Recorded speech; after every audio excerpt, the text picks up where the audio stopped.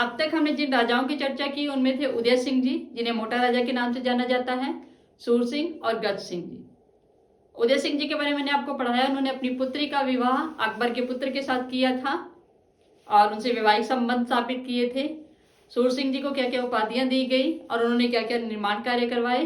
गज सिंह जी को दलथम्बन की उपाधि दी गई थी और उनके बारे में आगे हम पढ़ रहे थे भी, उनके जो पुत्र थे उनके उत्तराधिकार के बारे में चर्चा कर रहे थे, तो वही हम आगे कंटिन्यू करेंगे। लेकिन उससे पहले मैं आपको एक क्वेश्चन करना चाहती हूँ आपसे। उस क्वेश्चन का जवाब कमेंट बॉक्स में जरूर दीजिएगा कि उदय सिंह जी ने अपनी जिस पुत्री का विवाह अकबर के पुत्र जहांगीर से किया था उस पुत्री का रियल नाम क्या था और उन्हें कौन सी उपाधि से नवाजा गया था। तो आगे हम कंटिन्यू करते हैं। गज सिंह जी के उत्तराधिकारी के बारे में पढ़ रहे थे। तो राजा गज सिंह जी के वैसे 3 पुत्र थे, मैंने आपको 2 बताए थे लेकिन रियल में 3 थे। तीसरे के बारे में आपको बताती हूँ। बड़े पुत्र थे अमर सिंह जी। कौन थे? अमर सिंह। छोटे थे जसवंत, और जो सबसे छोटे थे वो थे अचल सिंह। अचल सिंह जी जब छोटे थे तभी उनकी मृत्यु हो गई थी, इसलिए उनकी चर्चा नहीं की जाती, लेकिन नाम तो हमें पता होना चाहिए। ठीक है, तो इनकी राजा गज सिंह जी है ना, इनकी एक दासी या कुछ जगह पर उनको रानी भी कहा गया है, कुछ जगह पर दासी। ऐसे नाम याद कर लीजिएगा, अनारा बेगम। अनारा बेगम ये गज सिंह जी को बहुत ज्यादा प्रिय थे और इनकी कोई भी बात राजा गज सिंह जी नहीं टालते थे। तो लेकिन अनारा बेगम की अमर सिंह जी के साथ बिल्कुल नहीं बनती थी, इसलिए इनकी रिक्वेस्ट पे यानी इनके कहने पर जसवंत सिंह को जोधपुर का अगला राजा बनाया गया और अमर सिंह को नागौर की जागीर दी गई। कहाँ का? नागौर का। अभी याद रखना भी किसके कहने पर जसवंत सिंह को जोधपुर की जागीर दी थी, जोधपुर का उत्तराधिकारी बनाया था? अनारा बेगम के कहने पे। तो अब हम अगला वैसे राजा हमारा जसवंत सिंह होगा, लेकिन थोड़ा अमर सिंह जी के बारे में स्टडी कर लेते हैं। इनके बारे में हमें जानना जरूरी है। इनके समय में एक जो झगड़ा हुआ था, एक लड़ाई हुई थी, युद्ध हुआ था, मतीरे किराड़ के नाम से फेमस है। ये वैसे तो बड़ा कॉमेडियन सा लग रहा है, मतीरे किराड़। मतीरा राजस्थान वालों को तो बताने की जरूरत ही नहीं है। मतीरा क्या होता है? हमारे जो खेतों में, वैसे तो शहरों में ज्यादा तरबूज आते हैं गर्मियों में, तरबूज जो डार्क कलर के होते हैं, प्लेन होते हैं, लेकिन मतीरे अलग होते हैं, वो थोड़े लाइट शेड के होते हैं और उनमें लाइनिंग होती है बाहर के साइड। राड़ राजस्थानी में कहते नहीं, राड़ पड़ गई, रांद पड़ गई।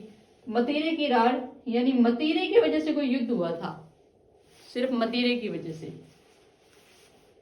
मतीरे की राड़, मतीरे की वजह से युद्ध हुआ था और ये किन किन सीमाओं के बीच हुआ था? वो था बीकानेर और नागौर।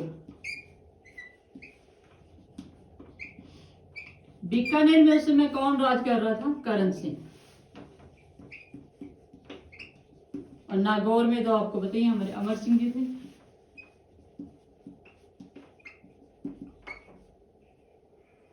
इन दोनों क्षेत्रों की सीमाओं पर गांव थे। बीकानेर का सिलवा गांव था और नागौर की सीमा पर जाखड़िया गांव था। ये दोनों सीमा पर थे। कहते हैं इनकी सीमा पर ना एक मतीरा था जो उत्पन्न तो किस साइड हुआ था और वो फल दूसरी साइड निकल गया। पहले तो यहाँ पे किसान लड़े, उसके बाद गांव वालों पर बात आ गई, उसके बाद क्या राजा आपस में लड़े। लेकिन अगर देखा जाए तो ये इन रियलिटी एक सीमा विवाद था। कई इतिहासकारों ने इसे इसकी पुष्टि भी की है भी मतीरे की राड़ इसे एक मजाक बना दिया गया, लेकिन इन रियलिटी में ये सीमा विवाद था। एक दूसरे की सीमाओं में वो घुसना चाहते थे, अपना आधिपत्य जमाना चाहते थे। तो इसकी जो पुष्टि हमें मिलती है वो मिलती है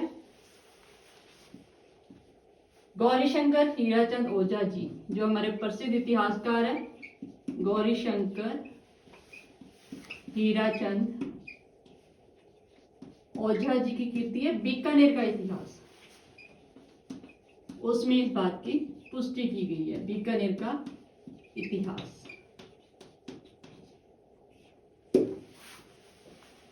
ये तो होगी मतीरे की राड़। इसके अलावा अमर सिंह जी के बारे में एक किस्सा और है जिससे पता लगता है कि ये कितने दबंग थे और जो इनके बारे में बताया जाता है वो एकदम सही है। अभी पराक्रमी, हट्ठी, दबंग जहां अड़ गए जिस चीज पे वो काम पूरा करना ही करना है। तो वो थी कि एक मिनट इसको इरेज कर दें।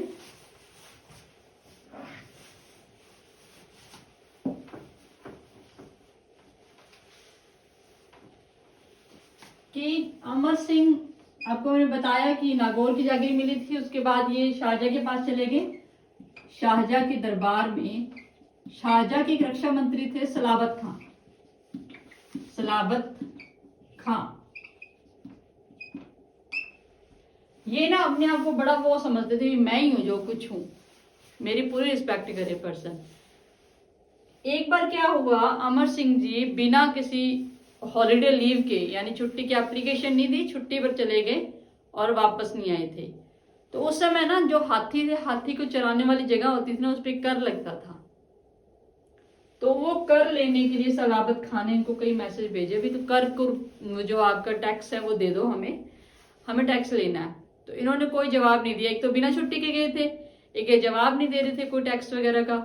जब ये छुट्टी से वापस आए तो अमर सिंह जी इन्होंने मैसेज भेजा वापस, भाई आप टैक्स वगैरह नहीं दे रहे। कहते मैं आपसे बात नहीं करी, मैं तो सीधा जाके राजा से, वो बादशाह से बात करूंगा।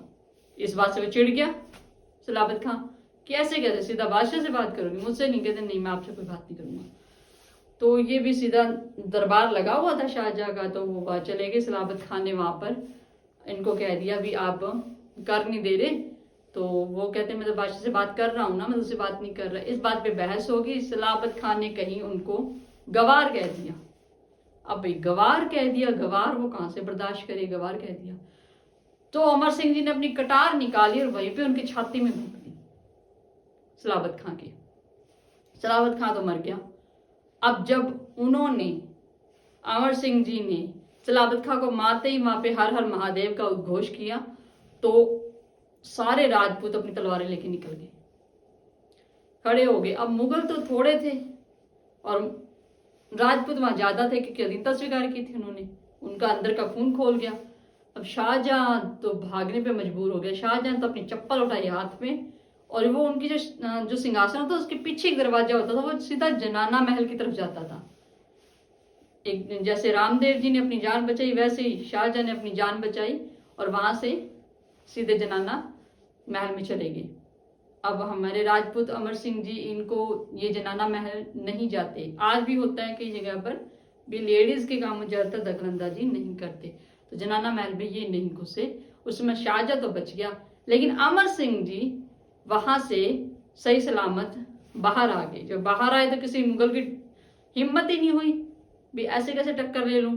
तो ये अपने घोड़े बहादुर पे सवार हुए और वहीं से नीचे दुर्ग में छलांग लगा दी, और बहादुर इनको लेकर यहां से चला गया, यानी सही सलामत वो उसे मार कर भी बाहर निकल गए।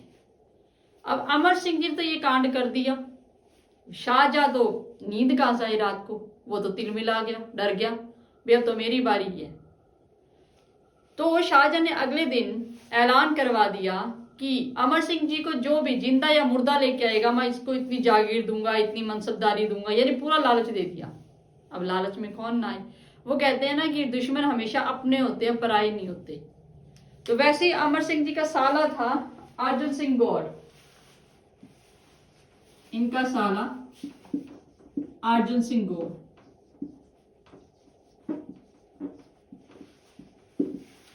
ये गया शाहजहां के पास, जहां पर ना मैं करूंगा आपका काम, मैं लाऊंगा अमर सिंह को, आप मुझे ये जागीरें दे दीजिएगा। वो कहता ठीक है, अभी दे दूंगा, तो लेके आ पहले। तो ये तो चला गया अमर सिंह जी को मनाने। अमर सिंह जी को इसने झूठ बोला कि शाहजहां अपनी गलती की माफी मांगेंगे, आपसे संबंध तोड़ना नहीं चाहते, वो आपसे इम्प्रेस है, भी आपने ऐसा किया, ऐसा करके वो झूठ बोल रहा था। लेकिन इधर शाहजहां क्या कर रहा था, शाहजहां ने एक छोटा गेट बनवाया। राजा महाराजा थे, कद 6-7 फुट के नजदीक थे। एक छोटा दरवाजा बनाया होगा, कोई 4-5 या 3-4 फुट का, ठीक है, ये बनवाया। ये बुखारा की तरफ खुलता था, इसे बुखारा दरवाजा कहने लग गए। बुखारा दरवाजा, जिस साइड खुल रहा था उस साइड उसका नाम। ये छोटा दरवाजा उसने क्यों बनाया था पता, कि या तो बंदा सिर झुका के अंदर घुसेगा, वो चाहता था कि अमर सिंह सिर झुका के अंदर घुसे, लेकिन राजपूत क्यों घुसेगा, इतना बड़ा काम तो उसके सामने कर गया वो।